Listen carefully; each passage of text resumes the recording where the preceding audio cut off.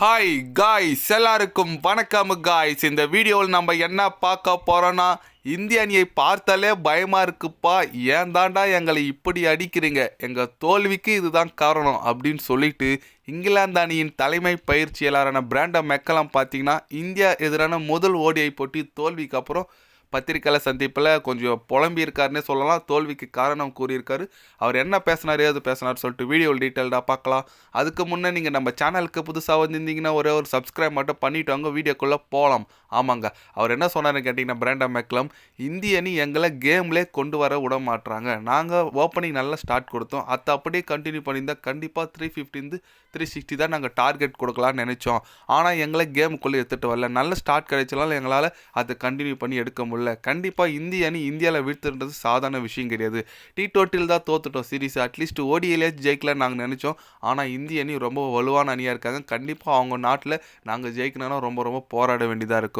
எங்ககிட்ட நல்ல குவாலிட்டியான ஸ்பின்னர்ஸ் இல்லை, அதுதான் முக்கிய காரணம். இந்தியா கிட்ட ஜடேஜா, அக்சர் பட்டேல், குல்தீப் சொல்லிட்டு நல்ல ஸ்பின்னர்ஸ் இருக்காங்க. மெயின் எங்களோட டிஃப்ரென்ஸ் அதுதான் ரெண்டு அணிக்கும். இருந்தாலும் பரவாயில்ல, நாங்கள் அடுத்த 2 போட்டியில் கம்பேக் கொடுத்து எப்படியாச்சும் இந்த சீரீஸை ஜெயிக்கணும்னு நினைப்போம் அப்படின்னு சொல்லிட்டு நம்ம பிராண்டன் மெக்கலம் பார்த்தீங்கன்னா அவருக்கு அவரே ஆறுதல் சொல்லியிருக்காருன்னு சொல்லலாம். கொஞ்சம் புலம்பியிருக்காருன்னு சொல்லலாங்க.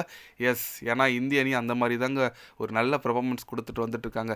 சரி, T20 தான் 4-1 சொல்லிட்டு சீரீஸ் ஜெயிச்சோம், அட்லீஸ்ட் நம்ம இதுலையாச்சும் கொஞ்சம் டஃப் கொடுப்பான்னு பார்த்தா இதுலேயே காமெடி ஆடிட்டு இருக்காங்கன்னே சொல்லலாம். ஏன்னா 248 ரன்லாம் ஒரு ஸ்கோரே இல்லை ஓடிஎல் இப்போ இருக்கிற காலகட்டத்தில்.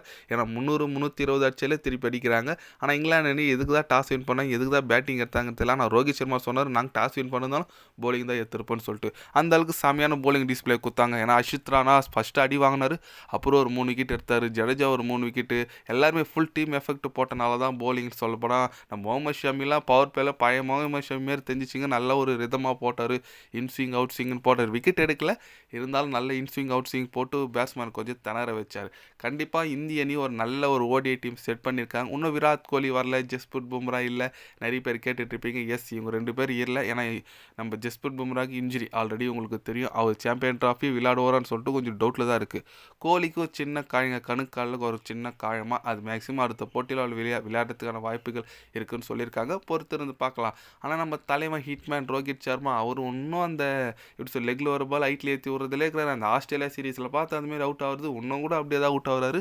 கொஞ்சம் பார்க்க கஷ்டமாக இருக்குது. ஏன்னா சாம்பியன் ட்ராஃபி வருது தலைவா, கொஞ்சம் ஃபார்முக்கு வா. நம்ம கில்லு ஃபார்முக்கு வந்து இருக்குதுன்னு நினச்சா ரொம்ப கொஞ்சம் நல்லா இருக்குங்க. ஏன்னா ஒரு 87 ரன் அடிச்சார், அவரில் ஃபார்முக்கு வந்தால் சூப்பர். ஏன்னா ஓப்பனிங் ஆடுறாருல, அவர் கொஞ்சம் ஃபார்முக்கு வரணும். அதுக்கப்புறம் விராட் கோலி கொஞ்சம் ஃபார்ம், ரோஹித் சர்மா 3 பேர் கொஞ்சம் வந்துட்டாங்கன்னா லைனுக்கு ஓகே, இந்திய அணி கண்டிப்பாக கோப்பையை சாம்பியன் ட்ராஃபி வெல்லும். பொறுத்து இருந்து பார்க்கலாம். நீங்கள் சொல்லுங்கள், நம்ம இந்திய அணி இப்போ பார்த்தீங்கன்னா நல்ல ஒரு வின் பண்ணியிருக்காங்க.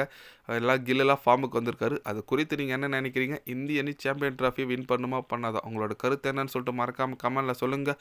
இது போன்ற ஸ்போர்ட்ஸ் நியூஸை தெரிஞ்சுக்கணுன்னா சேனலை சப்ஸ்கிரைப் லைக் ஒன்று பண்ணிக்கோங்க. கண்டிப்பாக கிரிக்கெட் பற்றி day by day channel update வரும். மறக்காமல் சப்ஸ்கிரைப் மட்டும் கொஞ்சம் பண்ணி வச்சுக்கோங்க. நன்றி, வணக்கம்.